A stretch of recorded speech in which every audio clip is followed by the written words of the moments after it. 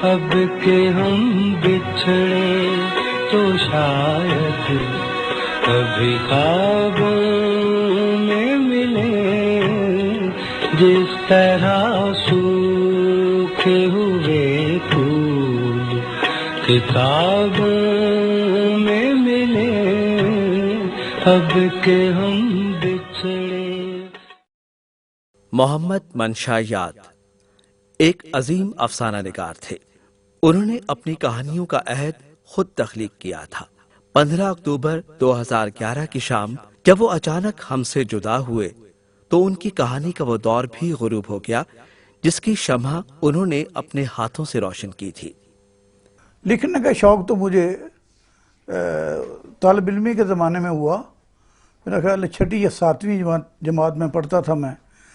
کہانیاں اور نظمیں لکھنے کا شوق پیدا ہوا تو بزم ادب میں حصہ لیتا تھا۔ اس کے بعد جیسے جیسے میں بڑا ہوتا گیا یا اوپر کی کلاسز میں چلا گیا تو شوق بھی بڑھتا گیا، تو میں نے میٹرک کے بعد میری کہانیاں بڑے بالغوں کے پرچوں میں چھپنا شروع ہو گئی تھی۔ پہلے بچوں کے رسائل میں چھپتا تھا، تو پھر شاعری بھی کرتا رہا ایک عرصہ تک، لیکن پھر میں نے سمجھا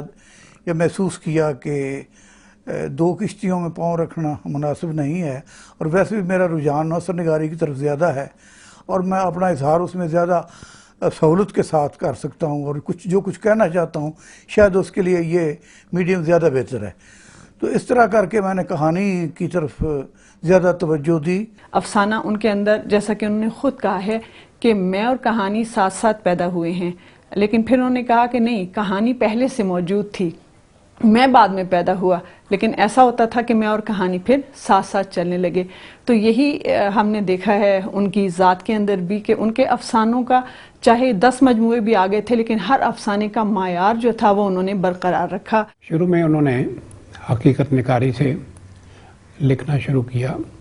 روایتی افسانے کی طرف آئے، چلاتے رہے اس کو۔ اس کے بعد پھر جب اس زمانے میں 60s کے بعد نئے تجربے شروع ہوئے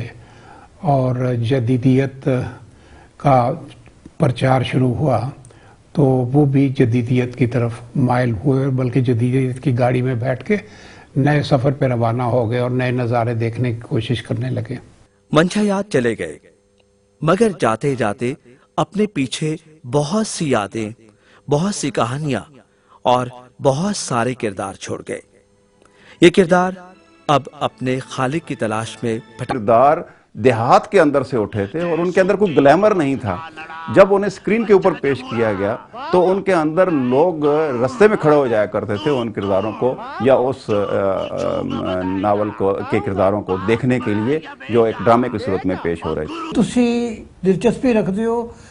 گل بیان کرن دا، دوجے تک پہنچان دا اچھے ڈھنگ نال تانوں طریقہ آندا ہوئے، یا تسی پڑھ کے سکھ سکتے ہو، پھر یہ کہ تسی تھوڑی اکھاں کھلیاں ہون، تسی معاشرے نو، لوکاں نو، ملن والیاں نو او دے دکھ سکھ ویکھدے ہو، لوکاں دے اندر باطن تک تھوڑی نظر جانی چاہیے کہ اس بندے دے اندر کی دکھ ہے، کی مسائل نے۔ اس واسطے وہ اکھاں کھلیاں ہون گے، معاشرے دکھاں نو تسی بیان کرو گے یا سکھ ہونے جو بھی منظر وہ تسی ویکھو گے تے پھر جا کے فن کوئی بھی ہوئے وہ دے ہاتھ چاہیے وہ شوق خود رستے بڑھاندا ہے۔ انہوں نے جس انداز میں باہر سے باطن کی طرف سفر کیا وہ قابل داد ہے، کیونکہ وہ ہر شخص میں لکھنے کی کیپیسٹی تو ہو سکتی ہے لیکن پرسیپشن کا انداز ہر کا فرق ہوتا ہے، نظر فرق ہوتی ہے، بصارت فرق ہوتی ہے، بصیرت فرق ہوتی ہے۔ تو ان کی بصیرت میں جو چیز تھی وہ یہ کہ وہ خارج اور باطن کو بیک وقت دیکھ سکتے تھے، لاشعور اور شعور کو بیک وقت دیکھ سکتے تھے، شعور سے لاشعور کی طرف سفر کر سکتے تھے، لاشعور کی وساطت سے شعور کو دیکھ سکتے تھے، اور اسی وجہ سے ان کی کہانیوں میں کچھ گہرائی بھی آ جاتی ہے۔ منشا یاد اکثر کہا کرتے تھے لوگوں نے کتاب سے منہ موڑ لیا ہے، اور جب کوئی معاشرہ کتاب سے منہ موڑ لیتا ہے تو اس کی تہذیبی اقدار کھردری ہونے لگتی ہے۔ کتاب سے تعلق جو ہے وہ معاشرے کا وہ کمزور پڑ گیا ہے، اس کو مضبوط بنانے کی ضرورت ہے۔ یہ جو ہمارے مسائل ہیں ہمارے چاروں طرف، یہ میں اس لیے ہیں کہ ہم نے کتاب سے رشتہ توڑ لیا۔ اگر وہ اچھا آدمی ہے، سچ مچ تم سے پیار کرتا ہے۔ شاید یہی بات تھی کہ انہوں نے کتاب کے ساتھ ساتھ الیکٹرانک میڈیا کو بھی اپنے اظہار کے لیے چنا، اور پھر دیکھتے ہی دیکھتے وہ ڈرامے کے میدان میں